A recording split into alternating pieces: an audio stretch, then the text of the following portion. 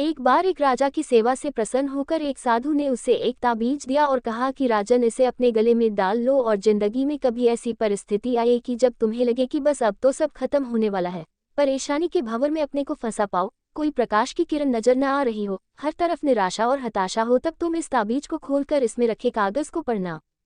उससे पहले नहीं। राजा ने वह ताबीज अपने गले में पहन लिया। एक बार राजा अपने सैनिकों के साथ शिकार करने घने जंगल में गया। एक शेर का पीछा करते करते राजा अपने सैनिकों से अलग हो गया और दुश्मन राजा की सीमा में प्रवेश कर गया। घना जंगल और सांझ का समय, तभी कुछ दुश्मन सैनिकों के घोड़ों की टापों की आवाज राजा को आई और उसने भी अपने घोड़े को लगाए। राजा आगे आगे, दुश्मन सैनिक पीछे पीछे।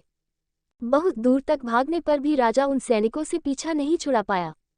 भूख प्यास से बेहाल राजा को तभी घने पेड़ों के बीच में एक गुफा सी दिखी। उसने तुरंत स्वयं और घोड़े को उस गुफा की आड़ में छुपा लिया और सांस रोक कर बैठ गया। दुश्मन के घोड़ों के पैरों की आवाज धीरे धीरे पास आने लगी। दुश्मनों से घिरे हुए अकेले राजा को अपना अंत नजर आने लगा। उसे लगा कि बस कुछ ही क्षणों में दुश्मन उसे पकड़कर मौत के घाट उतार देंगे। वो जिंदगी से निराश हो ही गया था कि उसका हाथ अपने ताबीज पर गया और उसे साधु की बात याद आ गई। उसने तुरंत ताबीज को खोलकर कागज को बाहर निकाला और पढ़ा। उस पर्ची पर लिखा था, ये भी कट जाएगा। राजा को अचानक ही जैसे घोर अंधकार में एक ज्योति की किरण दिखी। डूबते को जैसे कोई सहारा मिला। उसे अचानक अपनी आत्मा में एक अकथनीय शांति का अनुभव हुआ। उसे लगा कि सचमुच ये भयावह समय भी कट ही जाएगा, फिर मैं क्यों चिंतित हूँ।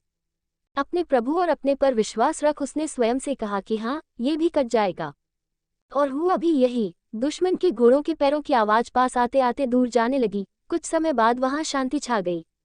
राजा रात में गुफा से निकला और किसी तरह अपने राज्य में वापस आ गया।